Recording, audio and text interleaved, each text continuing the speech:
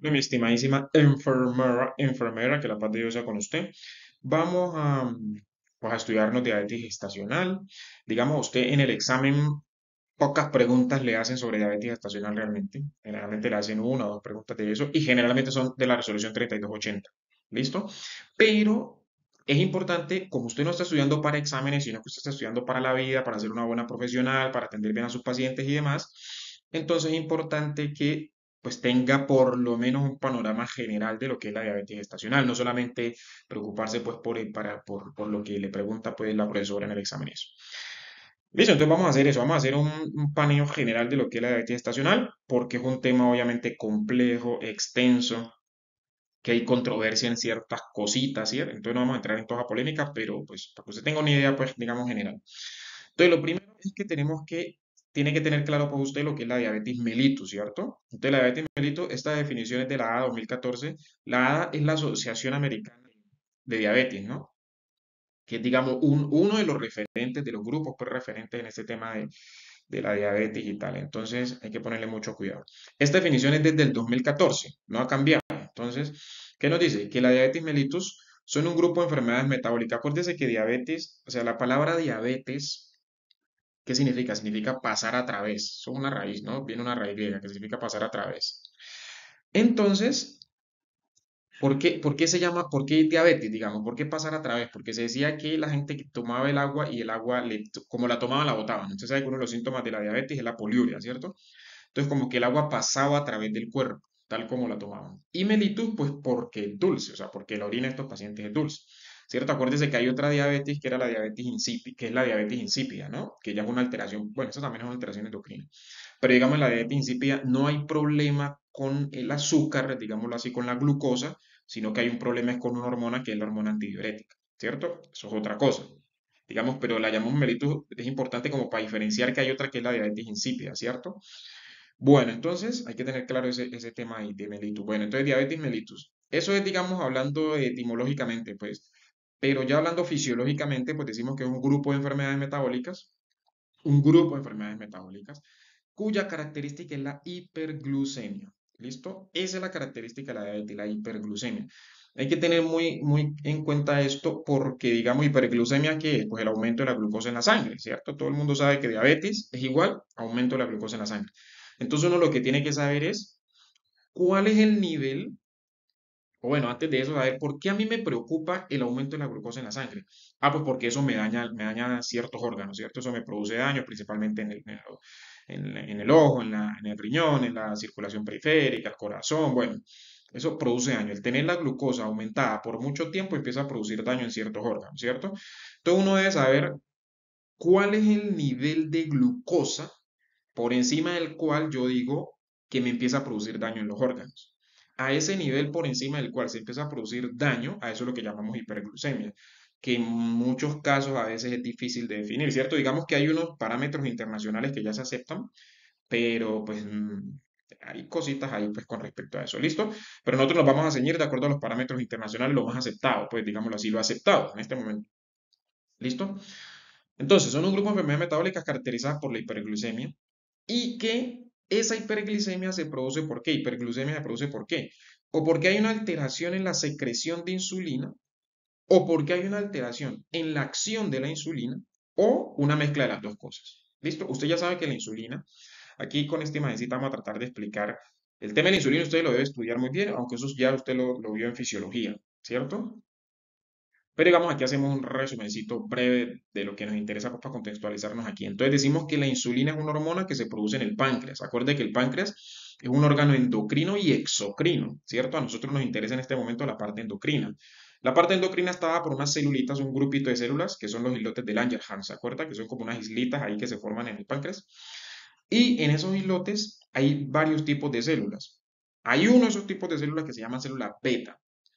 Esas células beta que se encuentran en los islotes de Langerhans del páncreas son las células que producen la insulina, ¿cierto? Entonces, cuando usted habla de diabetes, por eso usted va a escuchar mucho hablar de las células beta pancreáticas, porque ellas son las que producen la insulina, y ya estamos diciendo que la diabetes mellitus, una de las características es que hay una alteración en la secreción de la insulina. ¿Listo? La secreción de la insulina, ¿por qué? Pues por las células beta pancreáticas. Listo, güey.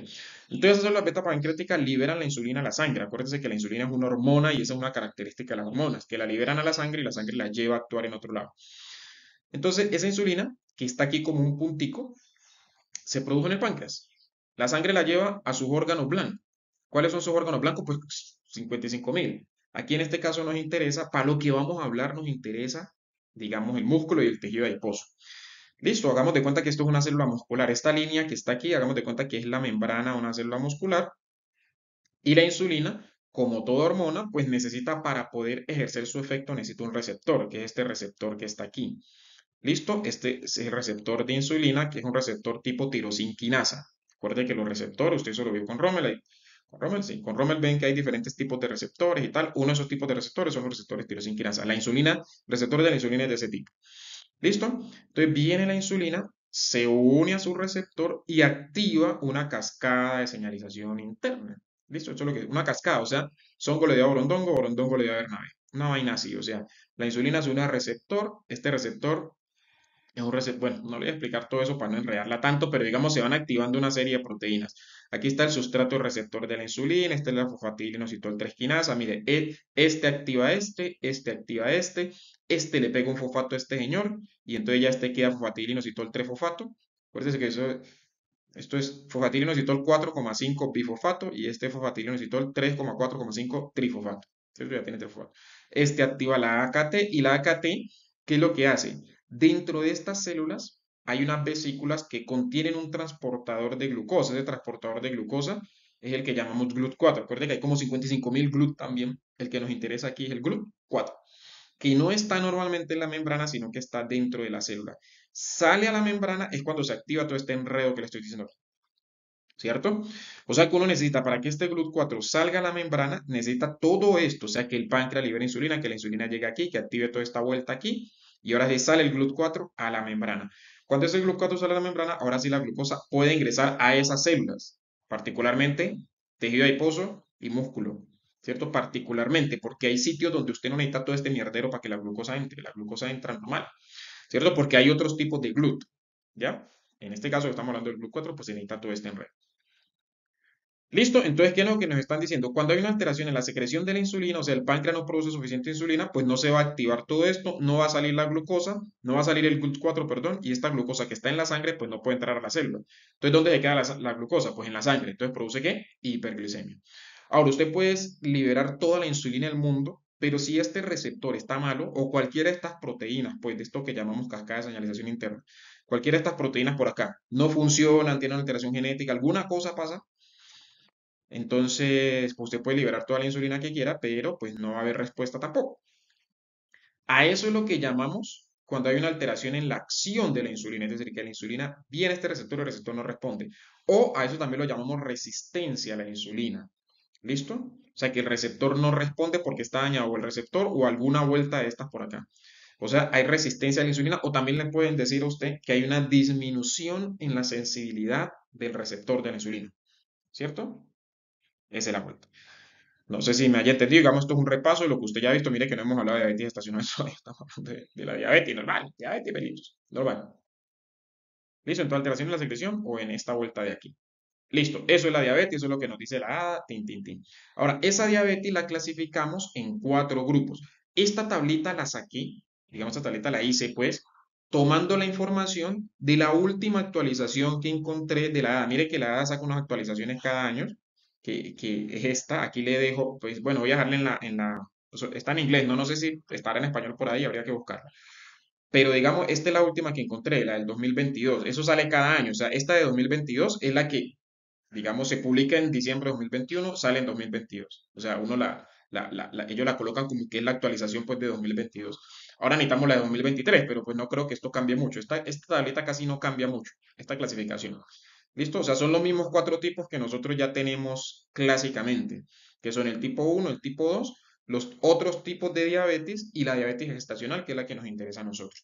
El tipo 1, pues usted ya sabe que es el que se produce porque hay una destrucción de la célula beta pancreática, entonces no se produce insulina. Eso es lo que antes les decían insulino dependientes. Como no se produce insulina, ¿cierto? Porque la célula beta se destruye, entonces pues ellos requieren que le apliquen insulina. ¿Listo? Y aquí se incluye la ADA. La ADA,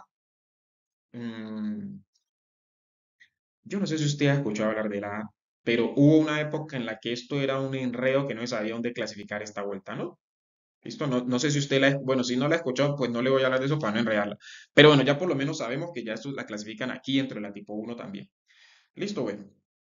Esta es la tipo 2, la diabetes tipo 2, que es cuando hay, mire lo que nos dice, una pérdida progresiva de una adecuada secreción de la insulina. O sea, el páncreas no produce adecuada insulina, pero en el contexto de un paciente que tiene resistencia a la insulina. Es decir, cuando un paciente tiene resistencia a la insulina, o sea, que este receptor no responde, ¿qué hace el páncreas? El páncreas empieza a liberar más insulina y más insulina y más insulina, para forzar a estos receptores a responder, digámoslo así, piénselo así. Entonces, en la diabetes tipo 2 lo que pasa es que el paciente tiene resistencia a la insulina y el páncreas empieza progresivamente a no poder liberar la insulina que se requiere en esta condición pues, de resistencia a la insulina. ¿Sí me entienden? Es importante esto porque esto es más o menos lo que le pasa a las pacientes con diabetes gestacional, ¿no? La diabetes gestacional está relacionada con esta diabetes tipo 2. Por eso usted ve que usted le dicen, sí, las pacientes que tienen diabetes gestacional hay que estarle haciendo, hay que estarle evaluando, después que salen del parto pues, y todo eso, hay que estarles evaluando la glicemia cada 3 años, porque tienen mayor probabilidad de desarrollar diabetes tipo 2, ¿cierto? Esta diabetes, porque más o menos la vuelta es la misma. Una paciente con resistencia a la insulina y que el páncreas no puede, pues, poco a poco va perdiendo la capacidad pues, de producir la insulina que se requiere en esta situación. Listo, bueno, esa es la diabetes tipo 2, la clásica, la 1 y la 2, pues la clásica que conocemos, que esta es la que nos decían antes que la no, ¿cómo es que? Esta le dicen insulino dependiente, esta le decíamos no insulino dependiente, no insulino dependiente porque el tratamiento de esta tipo 2 inicialmente es con medicamentos orales, la metformina, pues que es de los más famosos, por lo menos que usted la conoce, aunque estos pacientes tipo 2 pueden terminar requiriendo insulina, ¿no? Por eso esa clasificación de insulino dependiente y no insulino dependiente, pues ya no es tan chévere. Listo, bueno, aquí tenemos otros tipos de diabetes que son las cosas raras, pues esos síndromes monogénicos, no sé qué, el MODI, pues que es una cosa de la que se habla mucho. También tenemos las enfermedades, acuérdense que el páncreas, aquí yo puse enfermedades del páncreas endocrino, bueno, aquí es la enfermedad del páncreas exocrino. Listo, acuérdense que le dije que el páncreas tiene una parte endocrina y exocrina. Cuando hay una enfermedad que afecta a la parte exocrina del páncreas, también puede dañar los islotes, entonces puede producir ahí su vuelta, ¿listo? Como la fibrosis quística, pues que es una enfermedad. Aquí es exocrino, esto exocrino. Y pues puede ser inducida por droga, bueno, estos otros tipos de diabetes, pues que no entran ni aquí ni aquí. Y lo que nos interesa a nosotros, que es la diabetes gestacional. Esta definición de diabetes gestacional, como le estoy diciendo, esta información de aquí es sacada de la última actualización, o sea, la del 2022, de la ADA. ¿Listo? Entonces, ¿qué dice? ¿Qué nos dice? ¿Qué es la diabetes gestacional? Es la diabetes diagnosticada en el segundo o tercer trimestre y que no era claramente diabetes antes de la gestación. O sea, una paciente que usted no sabe que antes de la gestación tenía diabetes. O sea, no tenía diabetes antes de la gestación. Y en el segundo o tercer trimestre le aparece la diabetes, ¿cierto? A esa paciente que llamamos diabetes gestacional. ¿Por qué es importante esa aclaración? Porque no toda paciente que tenga diabetes en el embarazo es diabetes gestacional. Usted puede tener una paciente que tenga su diabetes tipo 1 o diabetes tipo 2, que es lo más común, que tenga su diabetes tipo 1 o 2, o estos tipos específicos de diabetes, y que se embarace, ¿sí me entiende? Y que no la hayan diagnosticado antes, o sea, la diagnostican en el embarazo, pero no quiere decir que sea diabetes gestacional, sino que es una diabetes tipo 1 o 2, que la tenía desde antes del embarazo y no se la habían diagnosticado, porque pues quién se anda haciendo exámenes de glicemia ahí por tamizaje y vaina, ¿no? Yo no sé si usted se ha hecho exámenes pues de, o sea, una persona que normal, que no tiene síntomas ni nada, no anda yendo pues a que le hagan examen. Generalmente usted cuando se enferma es que le hacen un examen y ve tener la glicemia alta. O cuando ya tiene síntomas, ¿cierto? Es que usted va y busca pues alguna cosa y le hacen los exámenes. Pero hay pacientes que entran al embarazo y no han tenido síntomas, no se han hecho la glicemia, entonces no saben. Listo, entonces hay que tener claro. Hablamos de diabetes estacional cuando se cumple esto, que es diagnosticada en el segundo o tercer trimestre y que no tenía antes diagnóstico de diabetes la paciente. Listo, no tenía antes del embarazo. Ni en la primera mitad, pues, del embarazo, ¿cierto? Porque en la primera mitad del embarazo también usted diagnostica vuelta y no es diabetes estacional, sino que es diabetes tipo 1 o tipo 2. Listo, bueno, más o menos esa es la vuelta. Más o menos esa es la vuelta. Entonces, la conclusión de aquí es que usted entienda más o menos esto que me imagino que usted ya lo sabía, pero estamos recordando, y que entienda la definición de diabetes gestacional, que es su tema, lo que a usted le importa. ¿Listo? Bueno, entonces sigamos. Aquí en esta diapositiva le estoy mostrando, o en esta imagen, digamos, muestra aquí algunos factores de riesgo para diabetes gestacional. Acuérdense, cuando hablamos de factores de riesgo, son cosas que aumentan la probabilidad de que a usted le pase algo, ¿listo? No quiere decir, pues, por ejemplo, la historia de diabetes mellitus. Es decir, si usted o alguien de su familia ha tenido diabetes mellitus, entonces usted tiene mayor probabilidad de sufrir diabetes gestacional. ¿Listo? No quiere decir que si su mamá tuvo diabetes gestacional, usted va a tener diabetes gestacional. No, pero eso le aumenta la probabilidad. Eso es un factor de riesgo que aumenta la probabilidad. Listo, entonces aquí usted los tiene toditos, toditico, pues una más los lee y tal. La obesidad, aquí cuando hablamos de obesidad también hablamos de la alimentación. Es importante el tema de la alimentación, tener una alimentación balanceada, tin, la edad avanzada, bueno, todos esos factores que están ahí son nada más, pues ahí usted lee la diapositiva y ya. ¿Listo? Eso no tiene, pues, ciencia. Bueno, entonces aquí vamos a ver la fisiopatología. Entonces aquí tenemos en esta grafiquita, vamos a ver esta fisiopatología de la diabetes gestacional es re complicada, eso interviene en 55.500 millones de órganos. Bueno, intervienen muchos órganos, pues. Ahí donde está el láser, el láser. Bueno, hasta el microbioma ha sido relacionado que influye en esta vuelta, pero digamos la idea es que usted tenga el panorama general de qué es lo que ocurre, qué es lo que está pasando aquí en esta vuelta. ¿Listo? El panorama general. Entonces, mire, esto es lo que pasa en un embarazo normal, aquí resumidito y chévere y fácil de entender. ¿Qué es lo que ocurre aquí? Que usted tiene aquí esto que está aquí, que parece una empanadita, es nuestro páncreas. Y esto que tenemos acá, pues, es el receptor de la insulina. Y esto es la concentración de glucosa en sangre. Entonces, normalmente aquí estamos hablando de una mujer antes del embarazo. Normalmente, pues, el páncreas produce su insulina y tal. ¿Y esa insulina qué hace? Pues va a su receptor. El receptor tiene una sensibilidad normal. Entonces, ¿qué hace? Pues eso es lo que ya dijimos. Si viene este señor, le toca la puerta, vea receptor, necesito que le abra la puerta a la glucosa. Entonces, el receptor dice, ah, bueno, listo, y pum, manda los GLUT4 para que los GLUT4 dejen que la glucosa entre. Listo, y todo bien. Y la glucosa entra y se mantiene nuestra glucosa en la sangre en concentraciones normales. Listo. ¿Qué pasa? Que durante el embarazo, la mujer, después de la semana 16, empieza a producir, digamos, altas concentraciones de unas hormonas, que las vamos a ver en la otra diapositiva, se las muestro. ¿Listo? Esas hormonas disminuyen, aquí estamos hablando en términos de sensibilidad, entonces disminuyen la sensibilidad del receptor a la insulina, que es lo mismo que decir que aumenta la resistencia periférica del receptor, o sea, aumenta la resistencia del receptor a la insulina, o sea, que el receptor no responde a la insulina, ¿cierto? Entonces, como disminuye la sensibilidad, entonces, ¿qué pasa? Pues la glucosa empieza a aumentar, ¿y qué hace el páncreas? El páncreas, la glucosa en sangre empieza a aumentar, y el páncreas lo que hace es empezar a producir más insulina. ¿Listo? ¿Más insulina para qué? Pues para forzar a estos receptores, digamos, a que respondan. Eso pasa en el embarazo normal. ¿Por qué es importante esto? ¿Esto por qué tiene que pasar así? Porque nosotros lo que necesitamos es que durante el embarazo la glucosa no se las coma, la mamá no la consuma toda, pues, sino que deje glucosa para que vaya para el chino, ¿cierto? Porque recuerde que el chino depende de lo que le mande la mamá. Entonces necesitamos que haya bastante glucosa en la sangre para que la glucosa vaya para el chino. Acuerde que en el chino, en la placenta, usted no necesita insulina para que la glucosa pase, porque allá los transportadores de glucosa son otros, no son los GLUT4. ¿Listo? Bueno, eso pasa. Entonces, empieza a producir más insulina el páncreas y todo bien, y para compensar esta vuelta y tal, y usted termina su embarazo y todo vuelve a la normalidad en una paciente normal, sin factores de riesgo, sin ninguna enfermedad, sin ninguna cosa rara, pues que lo lleva a diabetes mellitus. Esto pasa en una mujer normal. Ahora, ¿qué ocurre? En la diabetes gestacional, ¿qué es lo que pasa?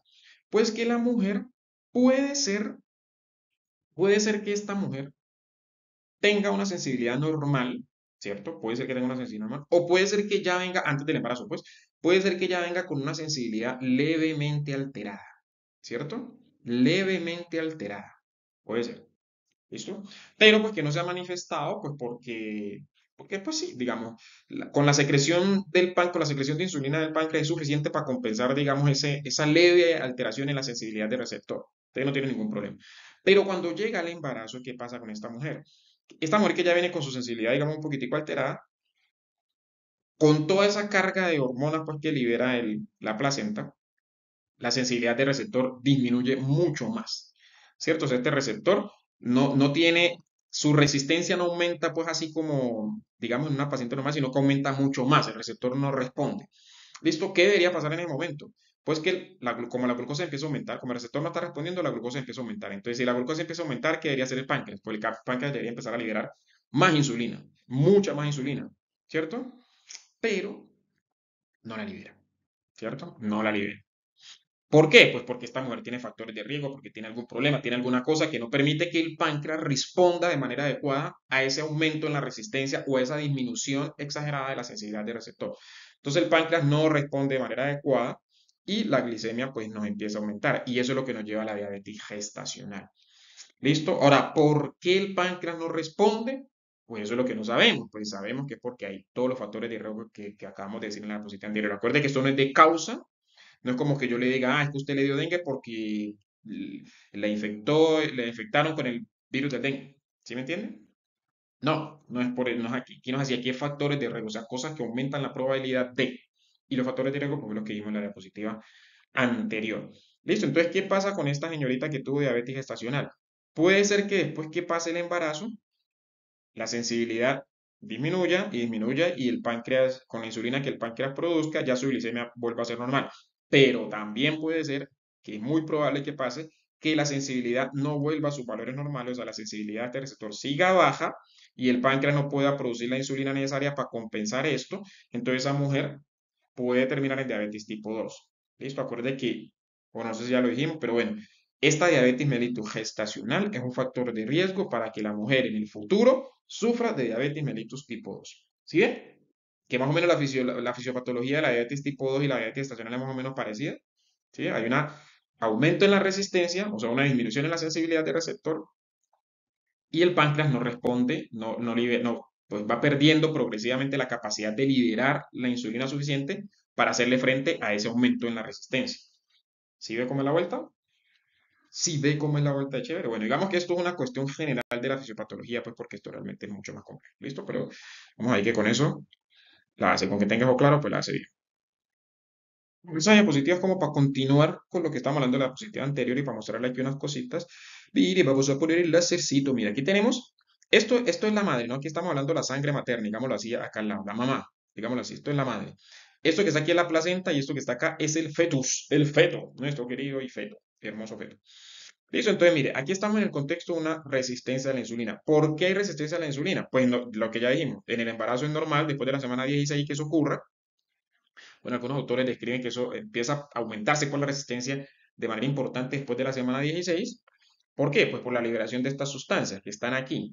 Entre esas sustancias una muy importante es el lactógeno placentario, que usted lo va a escuchar hablar mucho. Cuando usted le habla de diabetes estacional, lactógeno placentario está ahí metido siempre. Siempre él asoma la cabeza por ahí. ¿Listo? Lactógeno placentario.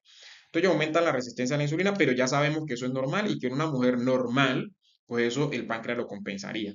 ¿Cierto? Pero ¿qué pasa en esta muchacha? En esta señorita, que esta señorita tiene un aumento de la resistencia exagerado. ¿Por qué? Pues porque tiene otros factores de riesgo. Los factores de riesgo que ya hablamos, creo que son los mismos que están aquí.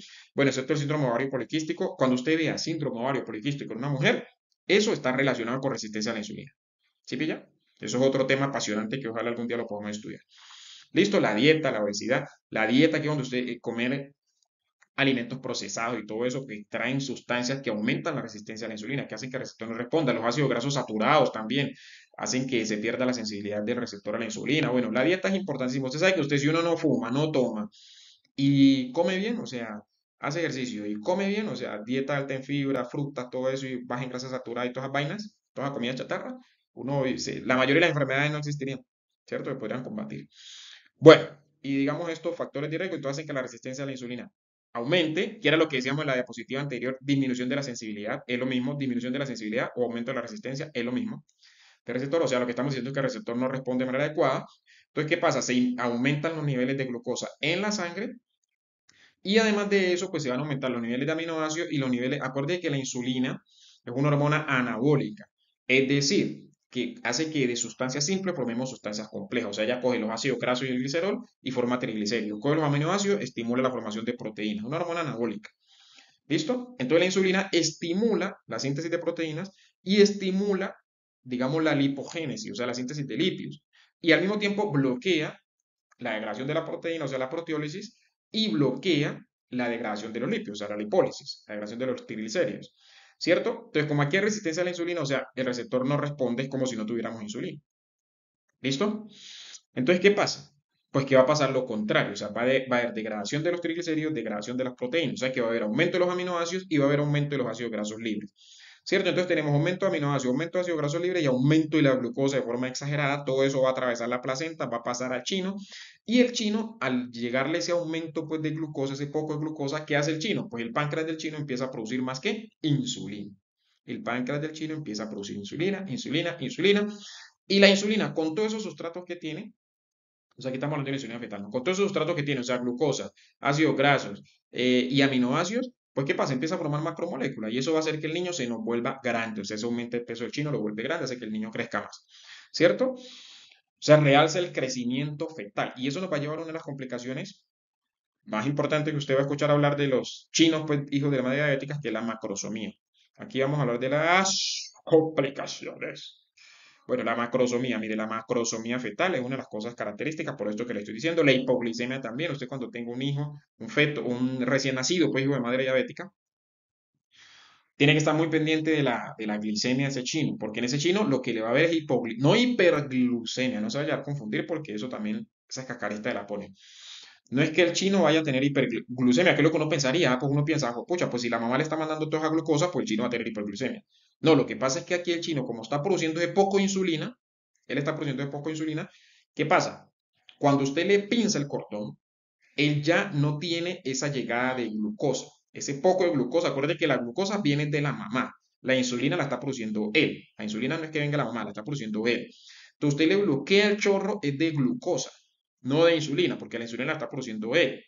Entonces, ¿qué pasa? Usted le bloquea el chorro de glucosa y tiene ese poco de insulina, pues ¿qué va a pasar con la glicemia del chino? Pues se cae, que la insulina va a hacer que la glucosa pues empiece a entrarse a las células, entonces la glucosa se cae, entonces el chino va a tener hipoglicemia, entonces eso chino es que usted tiene que estarle vigilando cada 2 horas la glucemia. ¿Listo? Bueno, también puede llevar a la muerte fetal. En el futuro, estos chinos pues tienen más riesgo de sufrir de obesidad, diabetes mellitus tipo 2 y enfermedad cardiovascular. Entonces, no tiene que estar pendiente de eso, preguntarle a un paciente que le llega a la consulta, bueno, usted sufrió su mamá tuvo diabetes estacional. ¿Quién se va a acordar? ¿Quién va a ser? Por lo menos yo no tengo ni idea si mi mamá tuvo diabetes estacional, ¿no? Porque la mamá no le cuenta a uno eso y uno no lo pregunta. Entonces, pues uno no sabe, pero pues digamos hay que tenerlo en cuenta, ¿sí? Hijo de madre diabética tiene más riesgo en el futuro de obesidad, diabetes mellitus tipo 2 y enfermedad cardiovascular. Y en la madre puede pasar estas cosas, depresión anteparto, depresión en parto pretérmino, aumento de preeclampsia, ITU recidivantes, se lo han preguntado pues ahí en los exámenes, que sí, una de las complicaciones de la diabetes estacional en la mamá son las infecciones recidivantes, no sé qué, y le ponen hiperglicemia en el chino, le ponen hiperglicemia, entonces usted dice hiperglicemia de igual, uno dice que sí, pero no es hipoglicemia. ¿Listo? Bueno, cesárea. Y también en la mamá en el futuro, pues tiene mayor riesgo de sufrir de diabetes mellitus tipo 2. Mire que la fisiología, la fisiopatología de la diabetes tipo 2 es más o menos parecida a la de la diabetes estacional. Es decir, hay resistencia a la insulina y el páncreas empieza a perder progresivamente la capacidad, pues, de... Eso es más complejo lo que yo le expliqué, ¿no? Eso no va a cargar con eso, eso es más complejo, pero digamos, para que tenga una idea grande, pues. ¿Listo? Y la mamá también va a tener mayor riesgo de tener enfermedad cardiovascular. Por eso a esta mujer hay que hacerle seguimiento, ¿sí? Seguimiento. Digamos, yo creo que más adelante le hablaré de eso, pero bueno, de todas formas, una mujer con... Bueno, ahorita que haremos diagnóstico le hablo de esa parte. Entonces, ahora sí el diagnóstico. El diagnóstico consiste en que usted no va a esperar que la paciente tenga síntomas. No, señor. Usted a toda embarazada entre la semana 24 a 28 le va a hacer una prueba. ¿Cuál prueba? Pues la vamos a ver. Hay dos métodos dependiendo de las organizaciones que a usted más le gusten. Hay dos métodos, no, mentira, dependiendo de la que más le guste, no. Aquí usted tiene que aprenderse esta, la de un solo paso, que es la que nosotros vamos a hablar. ¿Por qué la de un solo paso? Pues porque esa es la que recomienda la resolución 3280-2018 y a usted le preguntan es con base en esa resolución. ¿Sí pilla? La resolución 3280, ¿qué le dice usted? Que toda paciente que llega a su primer control, ojalá antes de la semana 10, que es lo ideal que antes de la semana 10 la mujer ya empiece su control, ¿usted qué debe hacerle? Una glicemia basal. ¿Listo? Glicemia basal, que es una glicemia en ayunas. ¿Eso para qué? Pues para detectar que la señora no venga ya con diabetes pregestacional.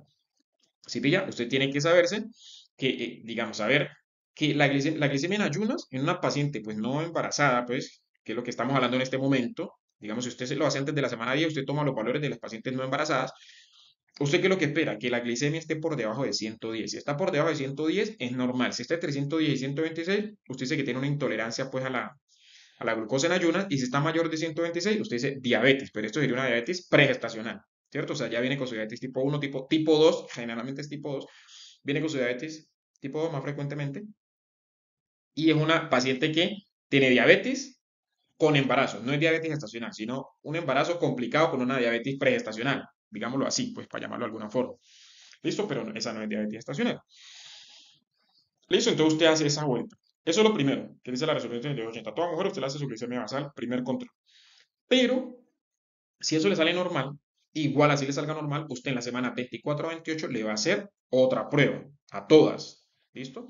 ¿Cuál prueba va a hacer usted? Pues la de un solo paso, que es la que yo recomiendo. ¿Listo? De todas formas, aquí le menciono la de un solo paso y la de dos pasos, porque la menciona, digamos, la actualización de 2022, pues de la, ¿listo? Entonces, ¿cómo hacemos esta prueba de un solo paso? Pues usted le va a dar a la paciente sus 75 gramitos de glucosa, 75 gramos. La paciente debe estar en ayuno, un ayuno no menor de 8 horas, no mayor de 14 horas. Y usted dice que si tiene un valor, bueno, aquí dice con valor, aquí es con un valor mayor o igual, un valor mayor o igual a esto que están aquí, pues usted ya hace diagnóstico. Es decir, en ayuno que tenga más de 92, mayor o igual.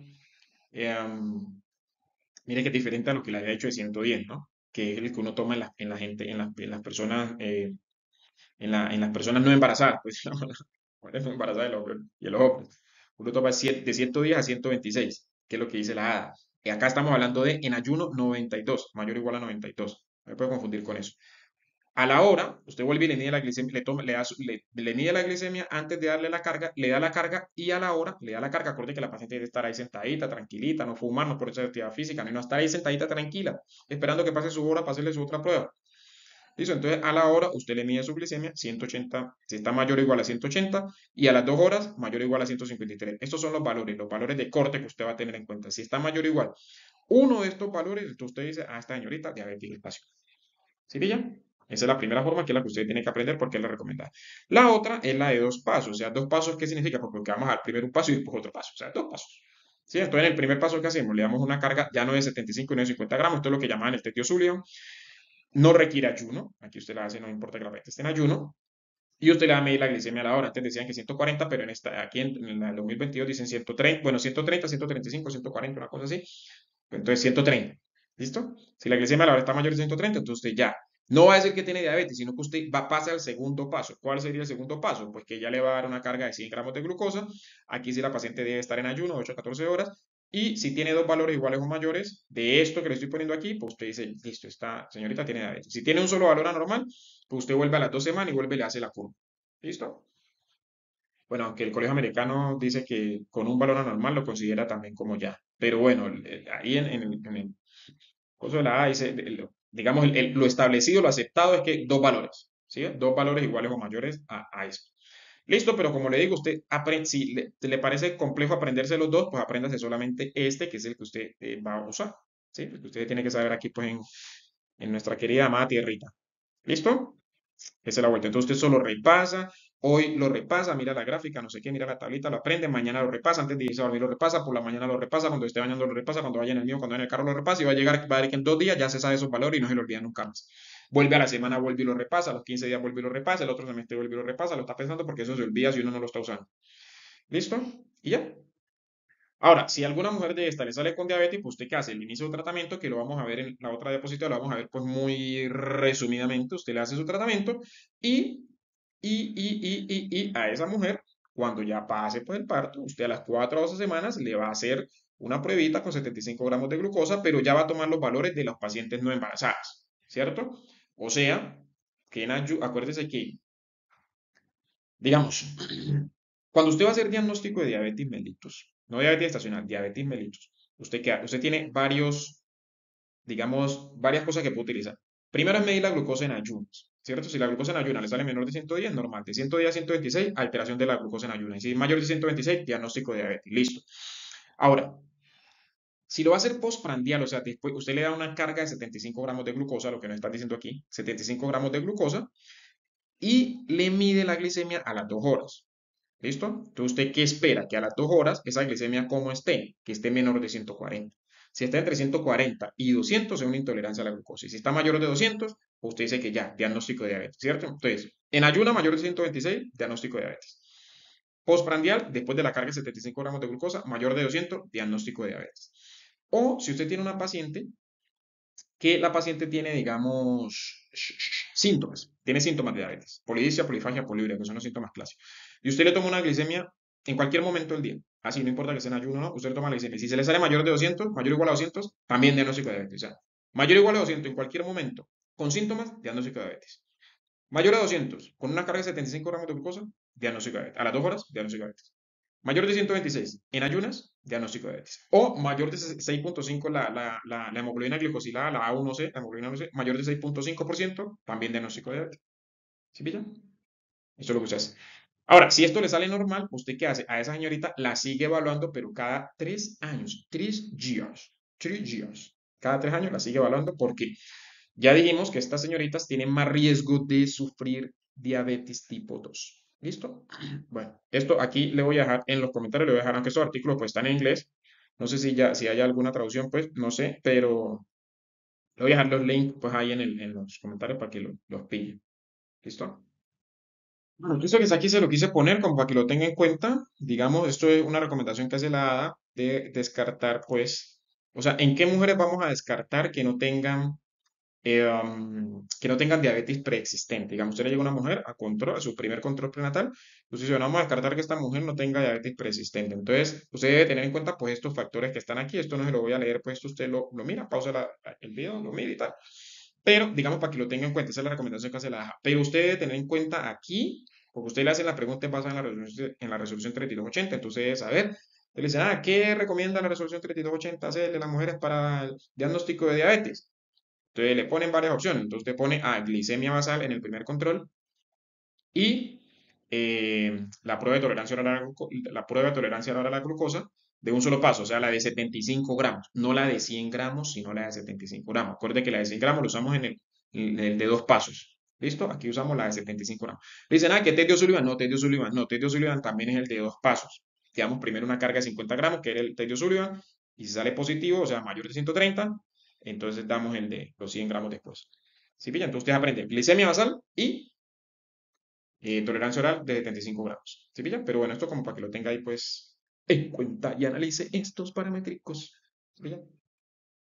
Y aquí llegamos pues al tratamiento, que para usted pues no es tan importante el tratamiento, digámoslo así, usted no le va a preguntar pues mucho de esto, pero pues es bueno que lo tenga en cuenta porque usted está estudiando como para la vida. Aquí le voy a hacer un súper resumen, ¿no? Porque eso también hay muchas cosas para hablar aquí. Entonces, ¿qué es lo que usted quiere con el tratamiento? Pues lo primero, lograr la normoglucemia, ¿cierto?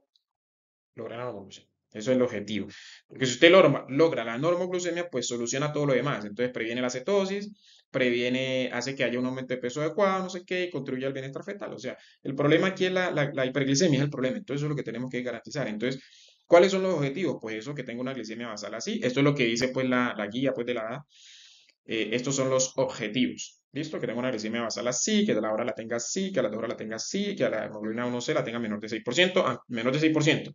Acuérdate que uno dice hasta 5.9, de 5.9 igual a 5.9 o para abajo es normal. La hemoglobina pues A1C. ¿Ya? Entre 5.9 y 6.5 es intolerancia y mayor de 6.5 pues ya usted dice que es diabetes. Sí, bien, entonces estos son los valores que recomienda pues la